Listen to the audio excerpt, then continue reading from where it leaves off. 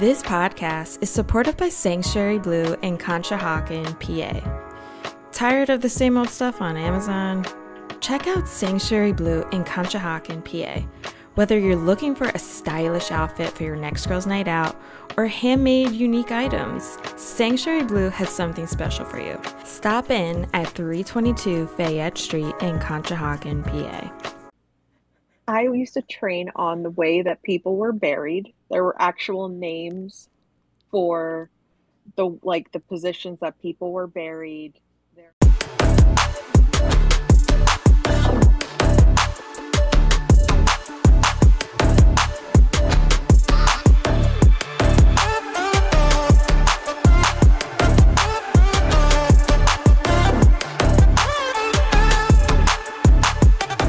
Welcome to the Big Dane Podcast.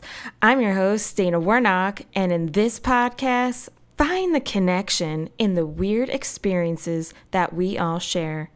Listen to new episodes on Tuesdays wherever you get your podcasts. Hey friends, let's get weird. In this week's episode, Jessica Atkinson joins me in speaking about her weird job experiences. Stay tuned to listen to her interesting cemetery job as well as a job she had as a trainer in Utah. We all know what goes on in Utah. Welcome, Jessica. Thank you for having me. Absolutely. Nice to be here. Yeah, I'm excited to have you on and get it going. Before we get into the deets on all your stories, just tell the listeners a little bit about yourself, who you are, where you're from. Awesome. Thank you. I am Jessica, as she said before. I am from Levittown, Pennsylvania, and I currently live in Doylestown, Pennsylvania. So if anyone knows where Bucks County is, I do have a podcast. It's called Are You Afraid of Ghosts? That I do with my best friend, Shelly. Where we just randomly, it's just two best friends hanging out and talking about nonsense. I also work for a Fortune 500 company as a senior manager, and I live with my partner Ken, my stepson Declan, and I'm a dog mom. I know that you like cats, but I'm a dog mom. Yeah, I have a Chihuahua. Like I know you said that. You have a lot of cats. A Chihuahua named Rocky. So that is cute. It's a little bit about me. Wonderful. Well, now that people know a little bit about yourself, let's get right into it. So let's hear about this cemetery job. Oh, well, I don't even know where. I mean, so I was looking for a job, and I thought I have a training background, and when you have that training background, you can really train anything anybody throws at you. You can learn it, you can train it. Like, okay. Well, I just decided one day to apply to this role, and I ended up training salespeople who work in cemeteries. And when I tried to tell people what my job was, they were like, why do you work there? That sounds so depressing. So I had to put a little twist on it to make it like a positive thing. Yeah, sure. Because death is not a fun topic, you know? Yeah. People don't want to talk about death all day and burials and the way that their relatives can get buried and cremated. And, you know, you have to make light of the situation sometimes. So being a trainer in such a strange, topic, it's boring, obviously, and depressing. So you have to try to get these salespeople to, train on all the specifics while someone's like falling apart at a cemetery. Yeah. They're trying, not necessarily, it's not about the sale. It's more about how do you have conversations with people who are falling apart at all times. And have empathy and like all of that. Absolutely. Go ahead. Sorry. So so what did the training consist of? Like, what were you training these sales people on? Was it how to sell? I know nothing. So how to sell a placement, where you would bury your family member, or like, that's the first thing that I could think of. Like, Now that I think back, it's so funny. Um, I used to train on the way that people were buried. There were actual names for the positions that people were buried. There were like I learned what a mausoleum was. Hmm. Those houses that people live in. Yeah, You know, yeah. they don't live Right. they don't live in there, They but you know don't what I'm let, yeah. saying. Their They put their spirit whole lives family. in there. Something lives in there. I don't know. Yeah. Oh my Uh, gosh.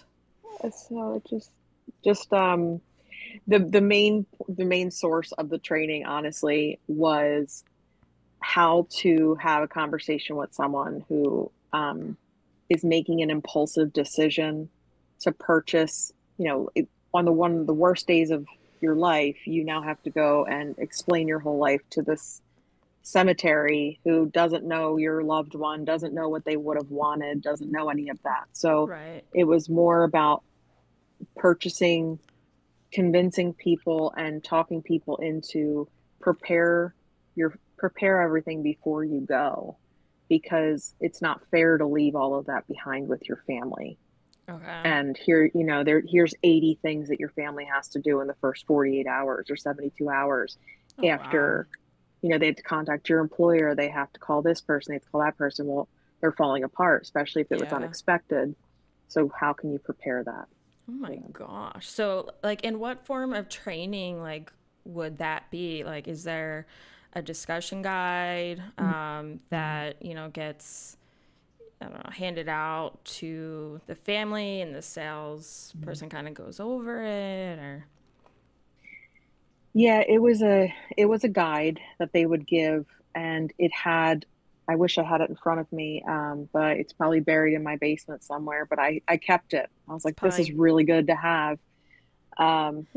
Never know. But it's yeah. things like, do they want to be buried with their glasses? Do they want to whatever? So the actual Oh, wow. training was like role playing, having Okay. conversations with Yeah, yeah. grieving families or Yeah. people in advance. Yeah. Oh my gosh. I didn't even know that would exist like so detailed of how you want your family member buried.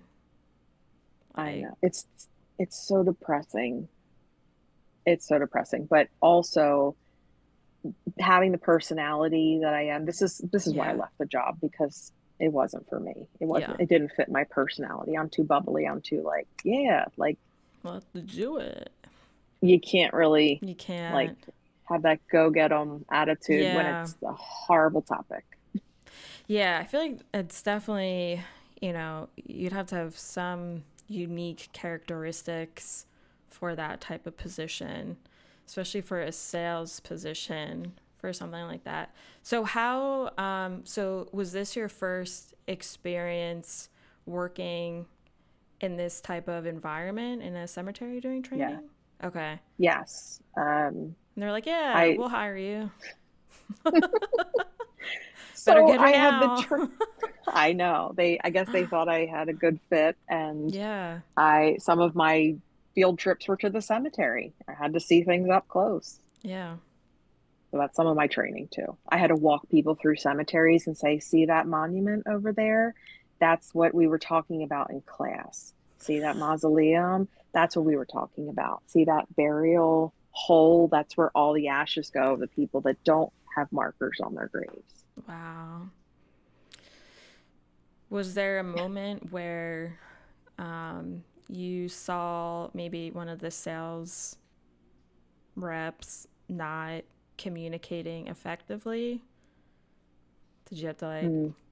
jump in to be like, okay, well, No, but I had some very strange people in my class okay, that I was a little nervous to send them out into the world to sell, because I yeah, was like, oh my gosh, they would take their shoes off in class, just being very informal and very not professional. And we're thinking suit and tie. You're at a cemetery. It's supposed to yeah, be a serious thing, and it was respectful, yeah, no. that's odd. But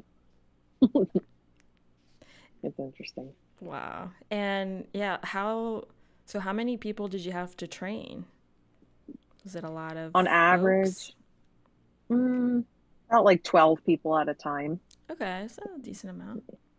Yeah, it was enough. And then after about the first week, we'd have to like weigh in on whether we thought they were going to make it or not, and whether they were going to be able to go out there, and do we want to put these people out in front of these families? Yeah. Well, that was going to be my next question because you think, okay, you train them, they get a feel, Mm-hmm. but maybe they even realize that maybe it's not for them.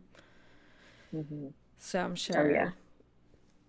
So would like how long would these sales folks stay then on average if you could put Uh, like not I would long? say about 2 weeks, and Really? then about two, well, 2 weeks they would be in training, and then they Okay. would have,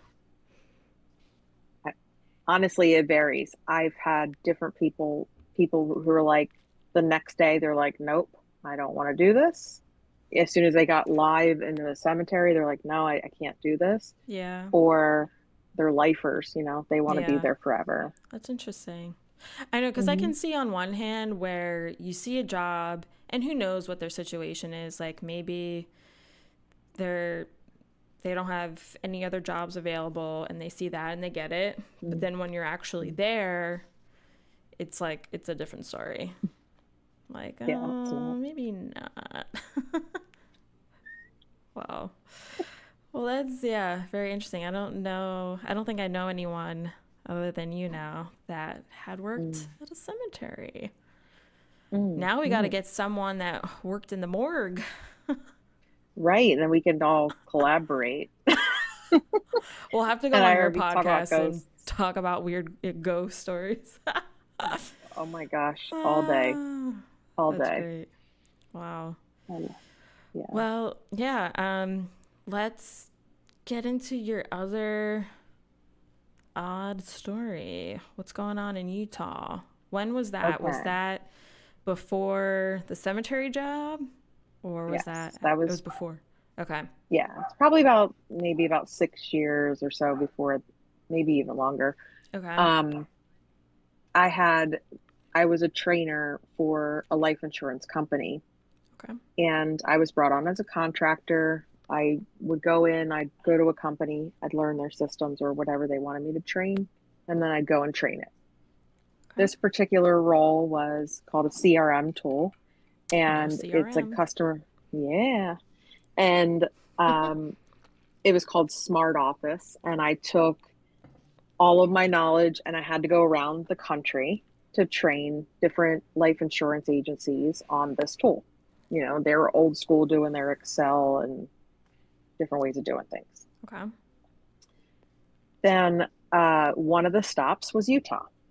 And the way the system is designed is supposed to be, you know, mom, dad, your kids, how normal, the normal setup of insurance would be. Now they're adding in, domestic partners, the same sex domestic partners, and things like that, which is wonderful for the benefits world. But at the time, it was very like, black and white.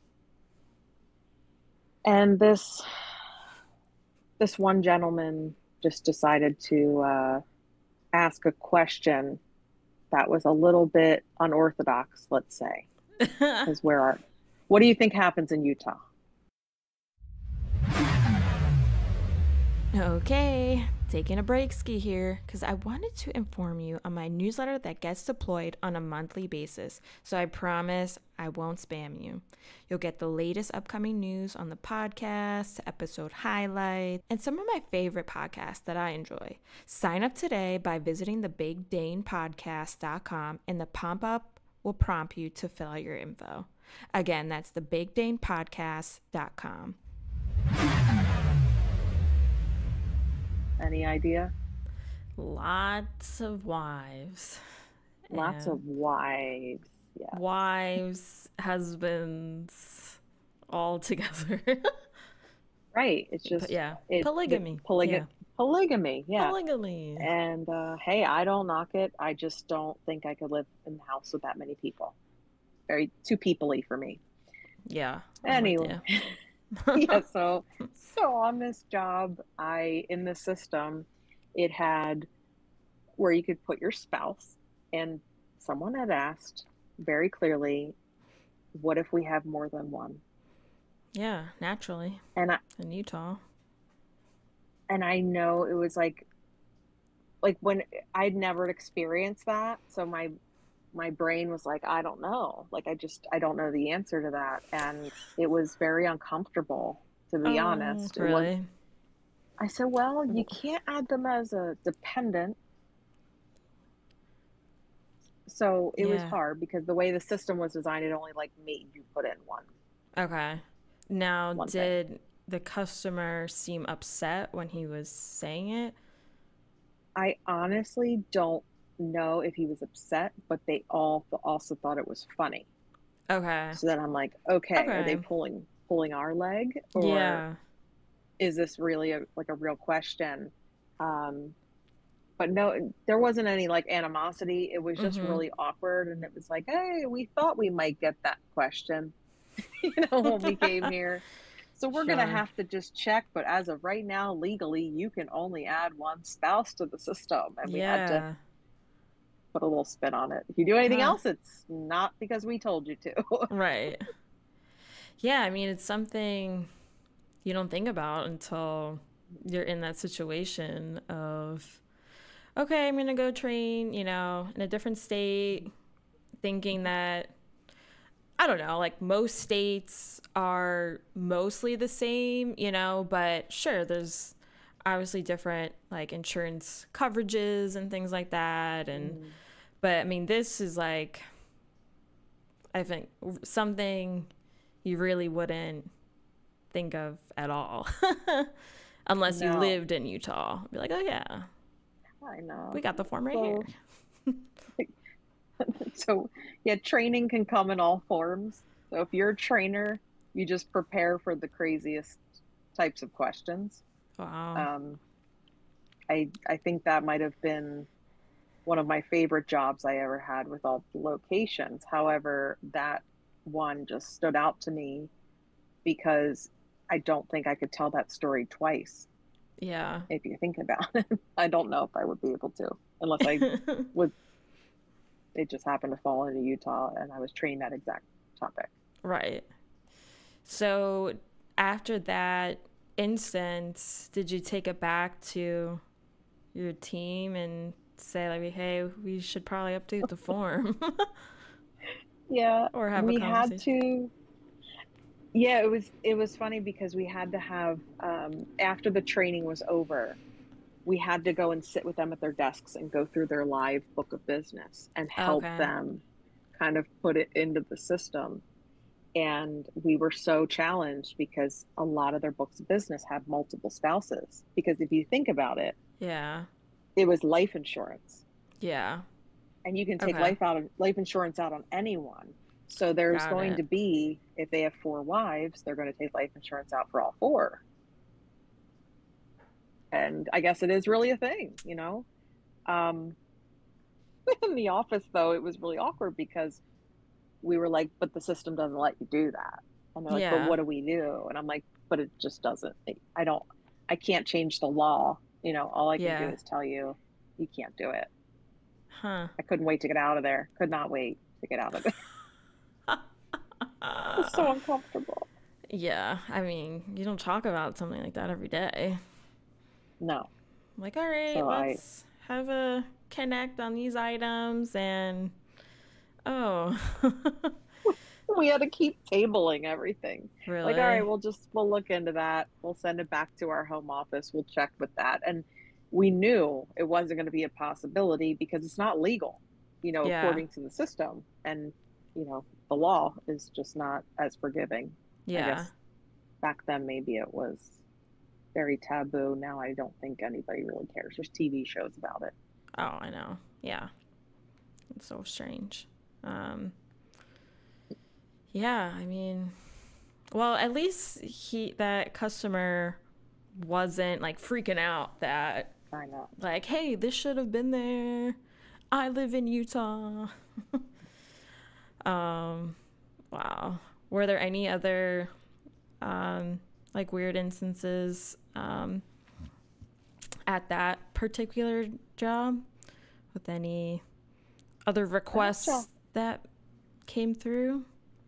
No, but I did have, I mean, it was I consider that a traveling job. Yeah. So all the different things I've seen with just that particular training job has, definitely opened my eyes to the United States as a whole, because there are so many places I will never go back to. Hey, well, It's just like one of those check it off my bucket list.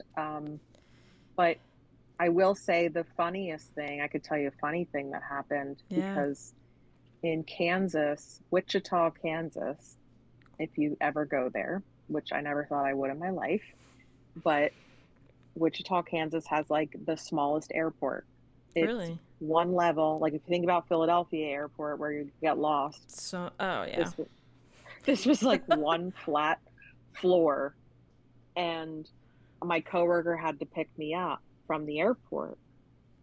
And I said, they're like, where should I pick you up? I'm like, the front door. That's how small this place is. Like, you're gonna see me out front. Yeah, I'll be there waiting.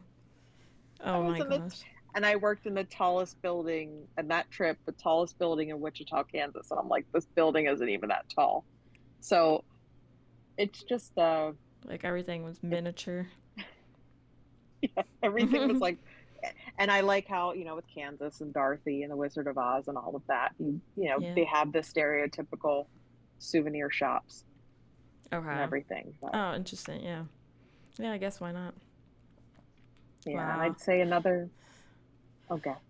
Yeah, no, I'm thinking about airports. I went to school up in Providence, so I remember that airport was very teeny tiny, but now I'm trying to remember if that was one floor, if there were two Mhm. floors, but it's been too long now.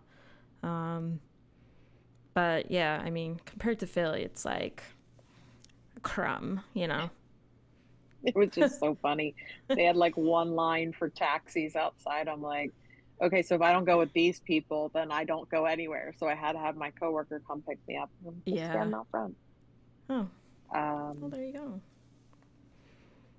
Also, I think the culture there was so different, because they had like three chain restaurants, and then it was like nothing for miles and miles and Oh, miles. wow. And Yeah. I'm used to, the Philly area where everything is like right around the corner. Mm-hmm. I had to go to like PF Chang's or one other restaurant. That's Applebee's. it. Yeah, exactly. I TGI know. Fridays. Yeah, coming from such like a populated area and then going to somewhere where there's nothing, like it feels a little weird, like people live here? What do they Mm-hmm. do? But mm, Um, the other thing about that job that I do love was that I sing karaoke. I know that you have met Shannon, oh yeah. and my best friend Shelly and we all do karaoke, and my friend Bex, and we at the time I didn't even know them yet, but I made it a point to go to every single city. I wanted to sing karaoke in every city. Oh my gosh. So I was trying to hit, so I did achieve every city that I went to. So now I Okay. have like, I have, I should probably put on a map somewhere all the places I haven't stopped. Ooh, yeah, you should. Just scope it out. That's a really cool You do? idea. I like that. Yeah, Well, that was a really cool job. cool. Thanks, Jessica, for coming on and sharing Mhm. your weird job experiences. I Thank hope, you for having me. of course, I hope some people found connection here with your stories. If people want to say hello, I don't know if you're on social media or anything Yeah. like that, where could they reach out to you? So I am Jessica Atkinson on Facebook, J Atkinson 0719 on Instagram, and then I have a podcast, Are You Afraid of Ghosts? So Woo. you can find me on any listening platform. Probably have, about 50 or 60 episodes, I think, but it's been over Awesome. the many, many years. So feel Cool. free to hit me up through that channel as well. Great. Love it. Thank All you. right. Well, thank you. And we'll catch everyone next week. See ya. Thank you. You made it to the end of the episode. Congratulations. No, but truly, thank you so much for listening. And stay up to date with my podcast by going to my Facebook, Instagram, or TikTok accounts.